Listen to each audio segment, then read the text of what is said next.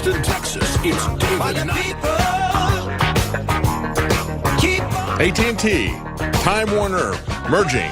Well, what's going to happen with that? That's also part of CNN. There's a story on Washington Times saying that strikes fear into the heart of conservatives, just as we were talking to Lee Stranahan in the last couple of segments about censorship, as we have movements by the former head of the Federal Elections Commission, as John McCain is joining to say, yeah, let's regulate political speech on the internet. We have to understand the climate that we're operating here and how free speech is really under attack from even people that you don't expect to see attacking it. But clearly, people like AT&T, Time Warner, CNN, to put this together, to have a massive consolidation, that is something we should all be very concerned about. As Washington Times points out, we're already feeling the squeeze from Google and Facebook, who are de facto monopolies. Are we going to allow another monopoly to be created by the consolidation of AT&T, Time Warner, CNN, and others? The president of Americans for Limited Government says, I'd be against it, because I think the single greatest challenge to the First Amendment is the consolidation of media. Yes, I would underscore that. And, of course, it takes all different forms. It's radio as well as the internet. We see the consolidation of control that makes it very easy for them to monopolize things. Coming up, we're going to be talking about some updates to Harveywood. We're going to be talking about Ellen and Jesus Campos. Campos. That wasn't an intentional joke. That was a Freudian slip. But they are shoveling it pretty heavy, aren't they? I didn't mean to say that. Jesus Campos. All right, we'll get to him in just a minute, and I'll get the pronunciation down correctly.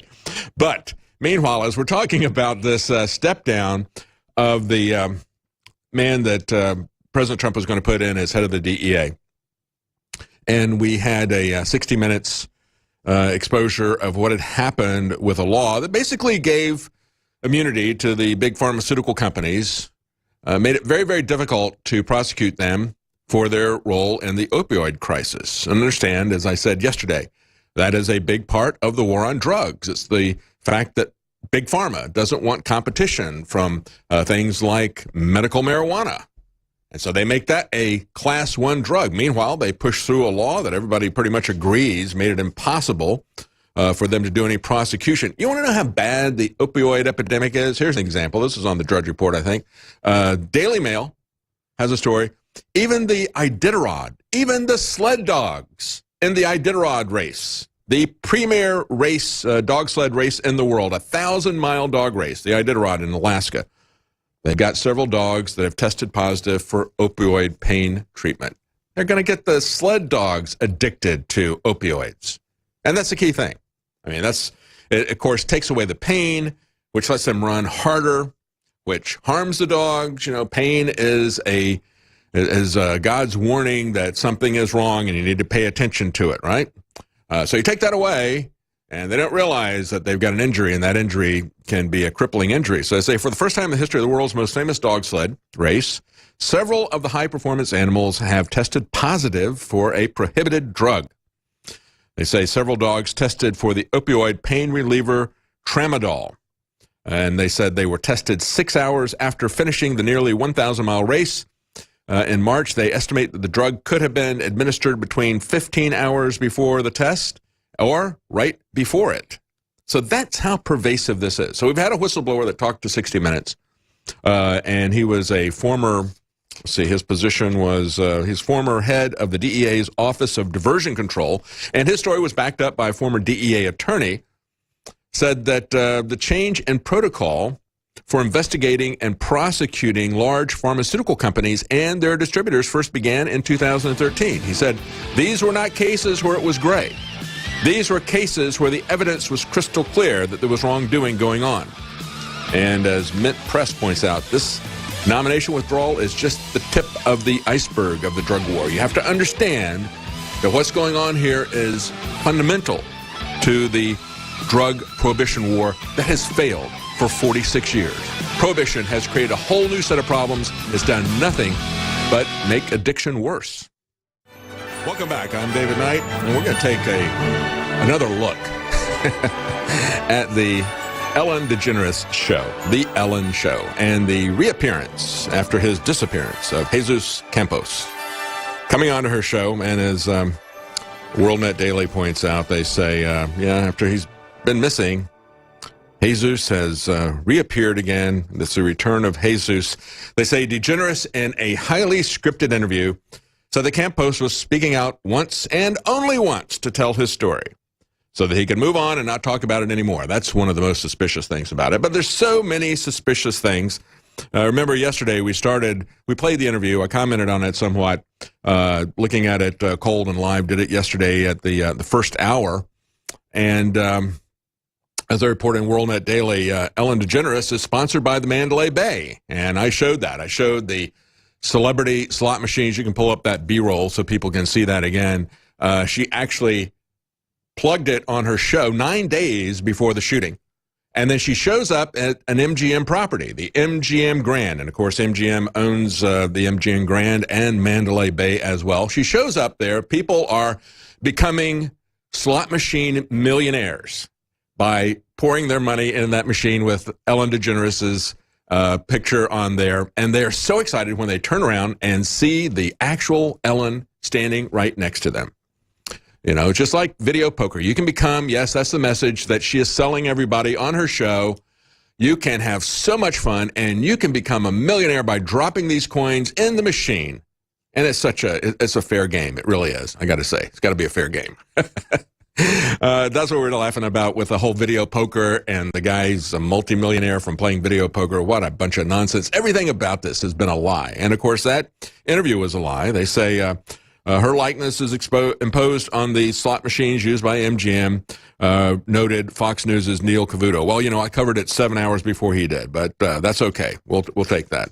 I guess we'll be... but the interesting thing here, and I guess sometimes I feel like the Rodney Dangerfield of news, Mr.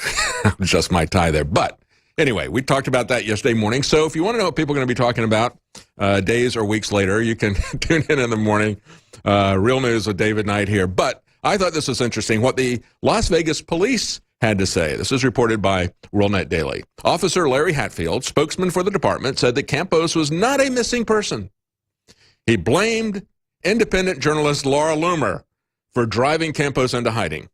Loomer has been asking tough questions and tweeting stories about the Vegas shooting since right after the shooting. Of course, there were no tough questions. There were no questions at all asked by Ellen DeGeneres. Okay, she did not ask anything about that. But, of course, even though this guy had agreed to be on 5 interviews, including Sean Hannity, who's going to be on live with Sean Hannity, and 4 other interviews, he all of a sudden just was scared off by Laura Loomer, who we've had on multiple times on Infowars, giving her research. She went around and found out that, this company is kind of a bit dodgy that he's supposedly working for. They haven't had a license. They've got a virtual address and so forth. She found him. She tried to interview him. But that was what scared him into hiding. It was that one lone journalist.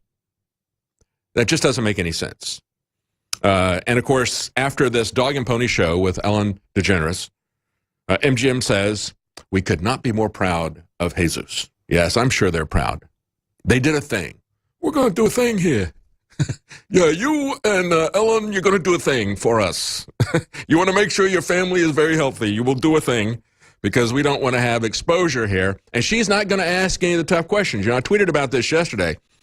Like, where have you been? We've been missing you for the last 5 days. Did you go to a clinic? Because we call the clinics, all 8 of the clinics that were named, you weren't there. That was really kind of interesting. So where you been? Nothing like that. No kind of, personal human interest story that you would expect an entertainer who's not really a journalist like Ellen. You would expect her to ask some human interest stories like, tell us a little bit about yourself. Where you come from. Tell us about your company. How long have you worked for your company? How long have you worked for MGM? No, none of that. Nothing about why didn't you say anything when they had this phony timeline that they now say was not true, the very first, timeline 1.0, where he was the hero because he stopped the shooting and he was the last person there. Why didn't you say anything about that when they came out with that? Why did you not speak out at all? Why didn't you say something when they modified it? No, I'm not going to ask any questions about that. When did the police arrive? Ooh, that's a tough question because that's something that goes to liability for MGM. That's maybe why he's on Ellen. That's it. That's your only interview. That's the only one you're going to do, as Ellen says. And then, of course, we bring in, it's not just a PR event for MGM. That whole thing was a PR event for the NFL as well. The NFL as well. But, of course, it was the president of the labor union, David Hickey, the Police, Security, and Fire Professionals of America. He had lined up those 5 interviews that Campos disappeared on. And it was going to begin with a Sean Hannity interview on Thursday night. He disappeared with that explanation, and the guy said, he's been saying for several days, I don't know where he is. I'm really getting worried. We haven't heard anything from him. He was the one that set up the interviews. But then MG had said, don't worry about it. He'll talk about it when when the time is right. He'll talk about it. We're very proud of him and what he did with Ellen. It's a great thing they did. Yeah. Where is he's worshipped as a hero. How was he a hero? He was checking on a stuck door and he got shot, according to the narrative here. He would have been a hero if he'd stopped the shooting, but, he was a hero because of Timeline 1.0. But then we look at Timeline 2.0 and Timeline 3.0, he's not a hero. But he's worshipped as a hero, and he gets all of those NFL tickets. That's great. He and the other guy there, he's also a hero because he was in the hallway when shooting started. I don't know how that makes you a hero. Like we said before, and let's go to some of these clips about Trump and about Sheriff Clark talking about what heroes are. Because, President Trump is getting harangued by everybody because he said he knew what he was getting into. See, Jesus Campos and the other guy that was there, the security guard, Stephen Schuck, I think is what his name is. They were not heroes because they were victims. They didn't know what they were getting into. A hero is somebody who knows that this is dangerous and they're doing it to help other people. And that's what President Trump was saying to this family. And let's hear let's do clip number 2, where President Trump speaks for himself. He rejects the claim of being insensitive. Trump absolutely worships the military, to such a degree that I'm concerned about it, because I feel like these generals have too much influence over his foreign policy, that they're going to turn him away from an America First policy and turn him into this kind of adventurism that the military-industrial complex, the people at the top, are promoting, that are getting our soldiers killed unnecessarily in certain places. So I'm concerned that he has too much respect for military leaders, not enough. Not where they're saying that he doesn't have any respect for these people. No, he's got too much respect for the military-industrial complex. But here's what he has to say in his defense. I did not say what she said, and I'd like her to make the statement again, because I did not say what she said. I had a very nice conversation with the woman, with the wife, who sounded like a lovely woman, did not say what the Congresswoman said, and most people aren't too surprised to hear that. What is the proof, Mr. President? Let her make her statement again, and then you'll find out. That you said this. Okay, let her make her statement again, and then you'll find out. What is it, Mr. President? Thank you. Mr. Ron, let's go. Bipartisan health. Well, we'll see the bipartisan. Of course, it's being used for political purposes now. It's been picked up by Eric Holder, who wants to turn this into a situation where they can flip around the NFL here. But here's what Sheriff Clark said about this. When you say about somebody that signs up, everybody that signs on to the military knows their life is at risk, and they do it anyway. And then the president goes on to say, and when something horrible happens, your worst fears, it hurts. Did he say anything wrong in that? Is this being politicized? Sure, it's being politicized. Look, President Trump is very sensitive in these situations. We know he supports the military. He made it clear during the campaign, and law enforcement as well. Look, I knew that thing was taken out of context. Yeah, there's no question that President Trump supports the military, and it's taken out of context. All right, we're going to play the rest of that clip because we got cut off with a break. I want you to hear what Sheriff Clark says, because this is a political football that is being passed around to say that President Trump disrespected this individual who died and the family by saying he knew what he was getting into. That is basically how you describe a hero. We said earlier, Jesus Campos is not a hero if the last timeline is correct, and neither is the maintenance man who's with him. They were just victims. at most. Okay, the maintenance guy didn't get shot. The other guy got shot in the leg, but they're just there, and it happened. They didn't stop anything, and they didn't know what they were getting into. And what President Trump was saying was, he knew the danger, and he did it anyway. And maybe he didn't say it in the way that the person wanted, but I think it's a political football done by this hitherto unknown congresswoman who wants to grab fame for her partisan attacks on President Trump. She's trying to be the new Maxine Waters, I guess. But anyway, we're going to get back to that. I'm David Knight. Before we do, real quickly, let's talk about the sales that we have that are going to be ending soon at InfoWarsStore.com, because that's what funds our operation. We really do appreciate your support. It allows us to add new programs like this in the morning, War Room in the afternoon, and of course it has supported Alex Jones's radio program, Infowars, for many years. It's the products that we sell, and we offer deep discounts from time to time on very popular products, and we have some right now. 50% off Brain Force Plus, the deepest we have ever discounted that. We have 40% off some very essential nutrients. Survival Shield X2 Nascent Iodine. Make sure that you have a good quality and supplements for iodine, for selenium, and for vitamin B12, and we have 40% off all three of those. Survival Shield X2 Nascent Iodine, 40% off. BioTrue Selenium, 40% off. That is non-GMO, non-synthetic, no fillers. It comes from 100% organic mustard seed. And Secret 12, that's our vitamin B12 formula. The same effect that you would get with a B12 injection, but you can take it orally in a great tasting supplement. It is 40% off. And finally, 20% off InfoWars Wake Up America coffee. Just enter the code WAKEUP at checkout to get 20% off of InfoWars Wake Up America coffee. Okay, let's go back to that clip of Sheriff Clark, because he said exactly, and Sheriff Clark said it.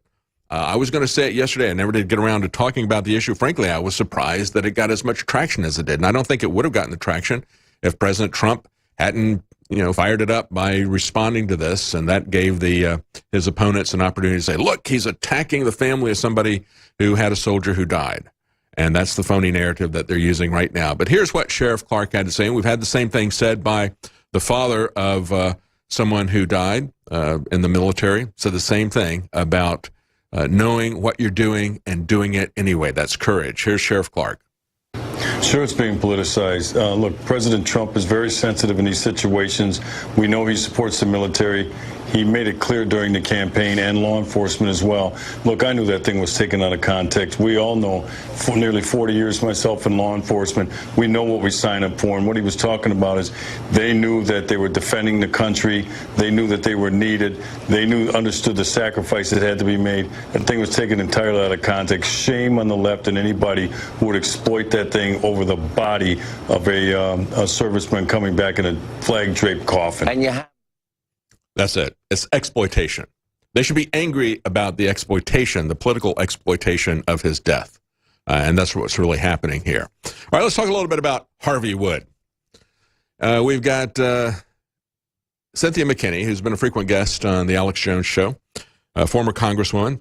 She says, Hollywood now, Washington, D.C. next. She rails against the government pedophilia.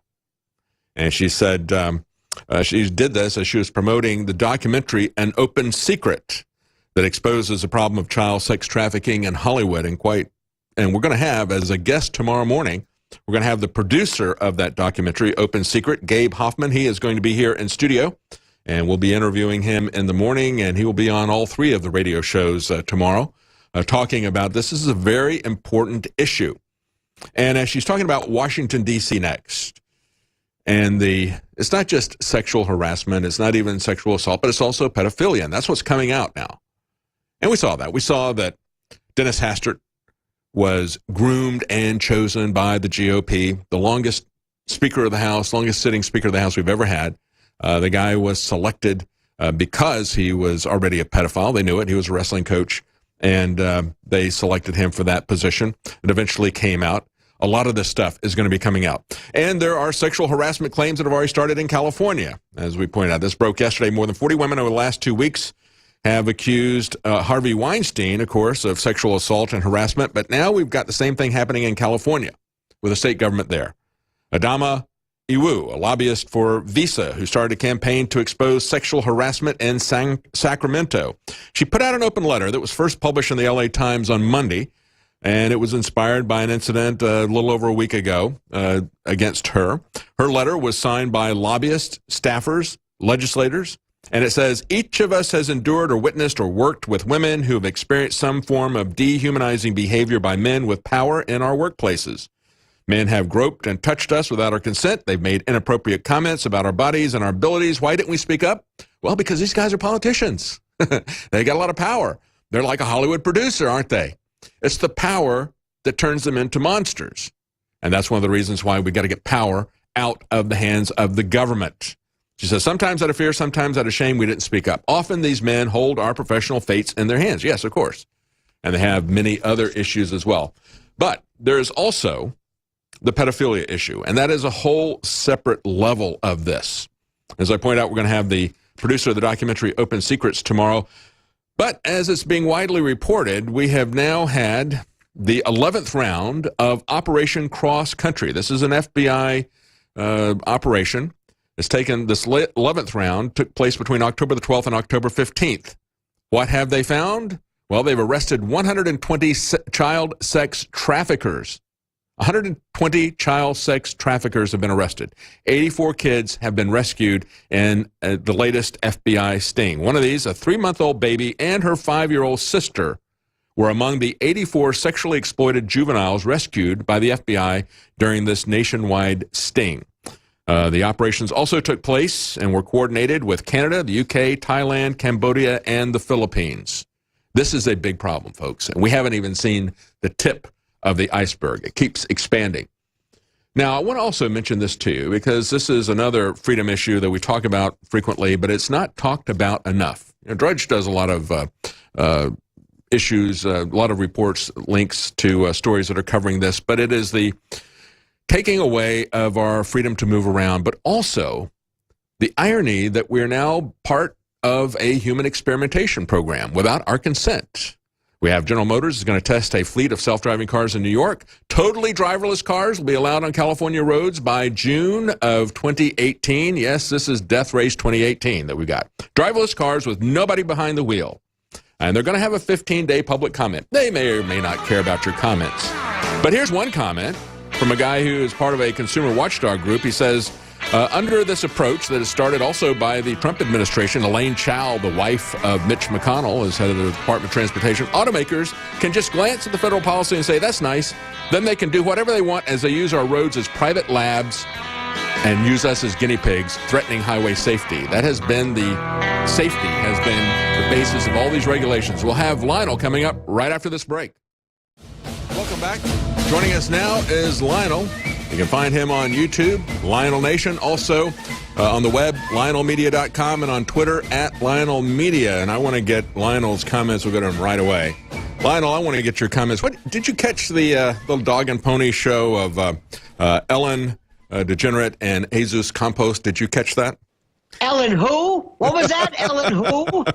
Ellen DeGenerate, and I said at the top of the hour, I called him Jesus Campos. I thought, I didn't mean to do that. That was a Freudian slip, but I thought, more I thought about it, I thought, yeah, that actually fits, so we'll just go with it. By the way, quickly, a little bit on Ellen. Remember when she came out of the closet, people said, tonight, big news on the Ellen show. Yeah? What is it? She's gay. And? Yeah, that was big news last night that they had, or yesterday, wasn't it? Yeah. Well, same like that. First and foremost, let's just get back. Jesus Campos. I mean, okay, fine. Okay, this story, none of it makes any sense. Jesus, 200 rounds. Let me get this straight. 200 rounds shot through the door. And I mean, the story, look, David, let's just get down the brass tacks right now. I want everybody to listen to this because, we are truth warriors and we try to teach at the same time. And what a lot of people do, and these types, they immediately jump into the jargon. You know that we and I call my world the conspiratorium, not like, the octagon. It's the conspiratorium where I deal with. And you know that we'll talk about inside jobs and Soros and this and DARPA and HARP and to the average person, you're thinking, wait a minute, what are you talking about? So here's what I want everybody to do. Think like a lawyer. You want people to be able to come to this and make them think that they've discovered this on their own. For example, so David, what do you think about this Las Vegas story? Because I know we've been heavily involved in Harvey Weinstein. And the Davids of the world will say, well, it's kind of interesting. I said, do you have any questions about that, the story? Yeah. Do you think that? And then when you ask them that, because David, I know this sounds nuts, and I know nobody's going to believe me, but trust me, I know it's true. People have never thought. So David, you mean I can ask independently whether I believe a news story? Yeah. I don't, because you and I believe nothing. Yeah. We start. But if you question anything, you'll immediately be denounced by the establishment as a conspiracy theorist. If you question anything as being, that doesn't really make any sense, that seems contradictory, and you're saying this over here and that over there, and you just changed your timeline. Why did you change your timeline? Well, don't ask us any questions about that. This is the new gospel. Just go with it.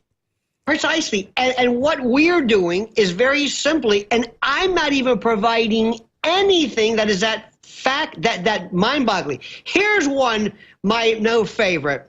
David, do you notice, in fact, when anybody, and people who know me, my wife will tell you, when I say, did you ever notice, she says, now, you're doing this now? I say, yes, wherever I go. I don't care if I'm pumping gas, I'm at the store. Did you ever wonder where, I said, isn't it interesting, there were, according to Wikipedia, 546, 48, whatever, people injured, taken to the hospital, or taken to hospital, as they say in the UK, but about 540 people, okay? Have you heard one interview, just one? You know how, David, they always say, please, the media are asked, let these people alone, give them space. Don't you understand what they've been through? Okay, I can't find one. Where are they? Now, I'm not saying nothing happened. I'm not saying there weren't people killed. I'm not saying anything. And I want everybody to understand, remember, this is their story, not yours. They'll do this a lot, David. They'll say like, oh, wait a minute. Where do you think all these people are? I say, whoa, whoa, whoa. You came to me with those numbers. I didn't go on TV and say, October the 1st, there was this event. This is your story. I don't know anything about anything. I just find it fascinating that David Muir, ABC, you think they would have, you know how they always have, David, the 10 people who are meeting, the following were 10 individuals who were shot and released, and we're going to speak with them tonight. Why haven't we heard this? And the answer is, I respectfully submit, is because nobody wants to hear them say, wait a minute, I heard other shooters. Whoa, whoa, whoa. Yeah. You can't get people to have a story. But just ask that question. Isn't that not odd? Oh yeah, we have had some people, and typically they're doing it on internet, where they come out and they say, look, here's my video. We were at the Bellagio or whatever. And, we've seen several accounts of people who say that they were there, but of course, mainstream media is not interested in talking to them. We've had some people who said that they were there, saw bullets flying around. We've had them come on and talk to us as well. But I think it's even more interesting the way they manipulated this situation. One of the Las Vegas Police Department came out and said the reason that Jesus disappeared was because he was scared by Laura Loomer. And this is a guy who was going to go on national television and be examined by real journalists. He had 5 interviews, and all of a sudden he disappears, and then he comes on with Ellen DeGeneres, who doesn't ask him anything, tell us a little bit about yourself. I mean, if she's just an entertainer and a human interest story, wouldn't she even say, oh, tell me a little bit about yourself? Nothing at all, nothing. Well, but you have this man who took 200 rounds. This is a tough guy. And Ellen DeGeneres. Now, one of the best things to me also is not best, but here we have Joe Lombardo. Don't you love? Keep an eye on this one, boy. Joe, don't go hunting, don't go fishing, don't go anywhere unless you're surrounded by a lot of people. Here's Joe Lombardo. First time. I believe that this man might have been radicalized at a stentorian certitude. This man could have led me into battle. I said, I like that guy. He was steadfast, and I'm going to get to the bottom. Okay, enter Aaron Rouse. Enter the FBI, these staring bullets. Do you remember, David, Nathan Thurm? It was Martin Short's character. He goes, I knew that. He was smoking the cigarette. He's on SNL. Right. Do you remember the little kid who appeared with Saddam Hussein in 1990 or something? He was brought, this little kid was interviewed. He goes, you're okay, aren't you? Yes, I'm okay. Would you like some milk? No, I'm fine. No, really, seriously, I'm okay. Or Jeremiah Denton, who basically is saying they're torturing me. This was the most frightened man in 24 hours. He went from General Patton to Joyce Van Patten. I don't know what the pun is there, but it was. I'm thinking, is anybody watching this?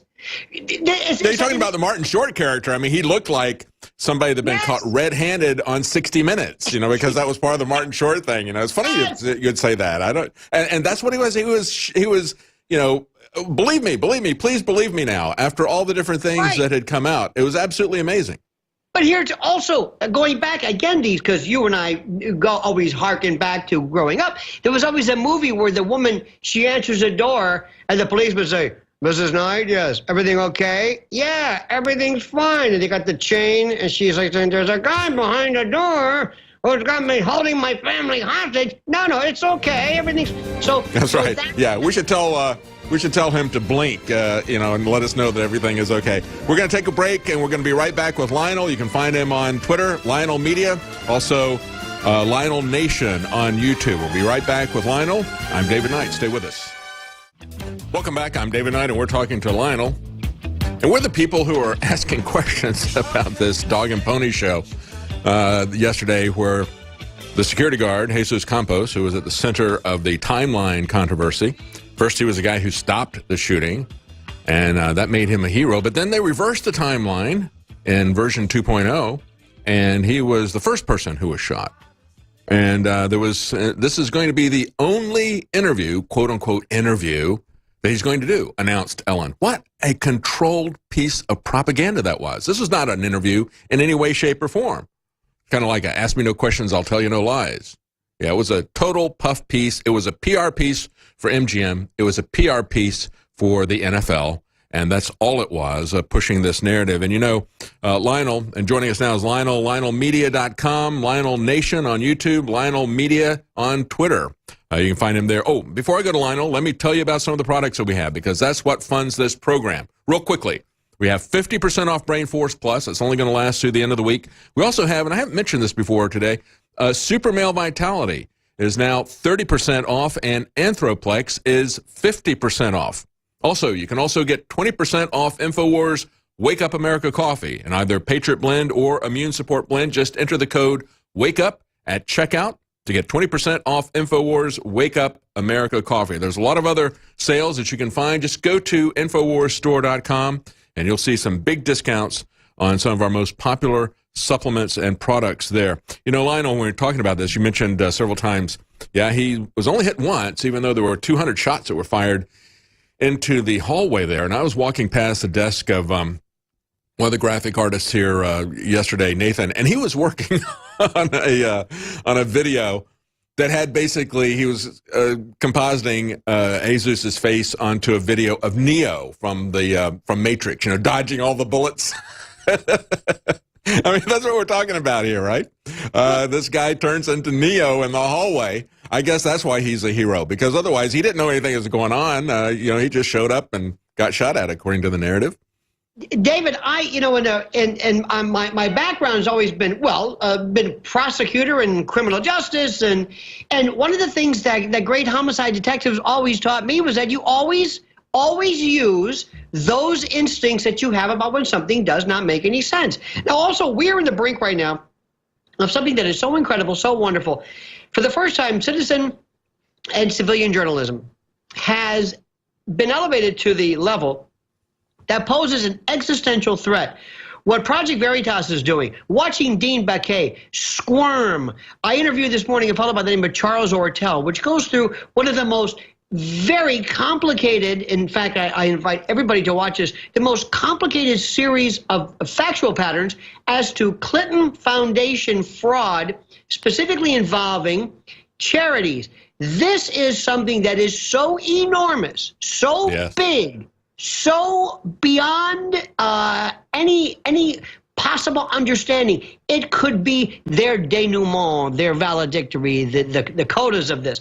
We're also seeing right now for the first time, and if there is indeed a just God, Corey Feldman and others will be focusing the attention, not so much on Harvey Weinstein, but on this other aspect, because with all due respect, Harvey Weinstein is a bit of a limited hangout. There's a lot of folks who are saying, look, Harvey Weinstein will be the sacrificial rodeo clown, so to speak, for the issue of sexual predation in Hollywood. No. Another thing, too, is and don't be surprised, people are going to say, oh, Corey Feldman, is this another one of those Pizzagate things? And I'm saying, no, do not confuse this, because as you know, David, what people will do is they will take something and they will, have you ever heard people say, oh, you're probably going to believe that Elvis is alive or that they landed in the land on the moon, and they will point to other either disputed or unproven allegations. No, focus the analysis. Harvey Weinstein is indeed a sexual predator, that is for sure. But the real issue here of not only that is pedophilia and sexual predation of children. Listen, since the beginning of time, in every stratum, David, from the royal family and Jimmy Savile, to the Catholic Church, to Penn State, and Joe Paterno and Sandusky, to every level, when you have people who are just bathing in and contaminated by this sense of unlimited power, it seems that one of the means of expression of this predation always involves, historically, for some reason, children. So that's what we, as citizen journalists and people who are, because let me tell you something, what we're doing right now, this is, to use the term citizen, a citizen's grand jury. Think about this as a Russell tribunal. David, what we do, what others are doing, what Laura Loomer's doing, what Alex is doing, and everyone, is that we're saying, look, we don't need no stinking New York Times to give us the imprimatur to proceed with investigating something. We're far more capable of getting to the bottom line. And there are people who are in, like me, at my table, in my abode, and others who are doing such a great job by asking the questions. And David, what you do and what I want to do, and I want everybody listening, we have the chance to go out and teach people, to spread the word. But you're not going to do it if you bombard them using every code word that you and I know. Most people don't know about George Soros. They don't know about DARPA. They don't know what you're talking about. Start off with a very simple question. Is there anything about this that makes you ask, maybe if this is legitimate? And then ask them, engage. Well, explain something to me. Why do you think? Because what citizens do, David, I know this sounds crazy, is they say, you mean I can ask? Yes. You mean I can independently ask a question? And then you say, what about this? Do you think it a bit odd that an individual who decides I'm going to open fire for whatever reason, first of all, can break these tempered glass windows to keep people from jumping out? Is that the way you would do this, to bring all this firepower and thousands of... What do you think? And then when people say, you know, I kind of like this, you say, please proceed. And then they always ask you, well, why do you think? And this is where I keep saying, don't supply a motive.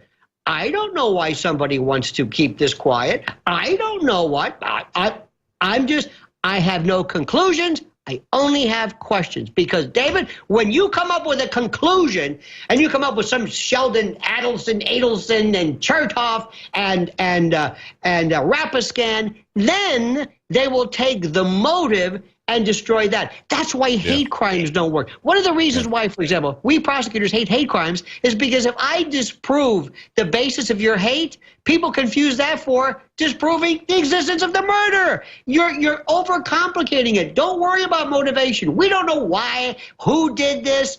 If it's deep state, Illuminati, no, it doesn't matter. That's not important. The thing is, where's the FBI saying, we're not done with this, we don't buy this story? No, they want to wrap this thing up and move along. We're not going to let them because we are in charge of this. We own the truth. They don't. And you got to ask, when they're so devoid of motivation in this, that they would take his brain and send it around to be microscopically examined. I mean, they said, oh, we don't see any tumors, but let's keep looking into his brain. I mean, this is a guy who, you can ask people, why would he go and buy an expensive gun just a few hours before he then goes to Las Vegas and not even take that gun that he just bought to the shooting? Why would he have all these guns that he didn't use? Why would he have that many guns? And why would he not take the gun that he had just passed a background check with and take that to the hotel room? Is this the best picture we've got? All these pictures scream lunatic, lunatic. Look, what I would do is I would get my friend, the ineffable Michael Baden, forensic pathologist, and I'd say, I want to see those morgue shots. What was the time of death? How long was he dead when you walked in there and found him? If I get an ME or a forensic pathologist that says, my God, he's got lividity, that's like 12 hours. I would immediately, before I go into bump stocks and all this nonsense, I want to say, when did this person die? I want to see death certificates. I'm going to ask, and if anybody asks you, why do you want to do it? Because I want to. I don't have to ask permission. I don't have to clear it with anybody, because I have been, in my life, from the Vietnam War to Watergate to 9/11 to you name it, I have been lied so many times. I'm like, we're like the jilted spouse. Show me the proof. Show me the proof. We have seen it, like you pointed out. We've been lied to so many times. Sorry, we got to see it. We're talking to Lionel. That's it for the show. Thank you for joining us, Lionel. You can find him on YouTube, Lionel Nation, on Twitter, Lionel Media. And it's interesting, Lionel, that you brought up the pedophilia. We're going to have the producer of Open Secrets about Hollywood pedophilia tomorrow.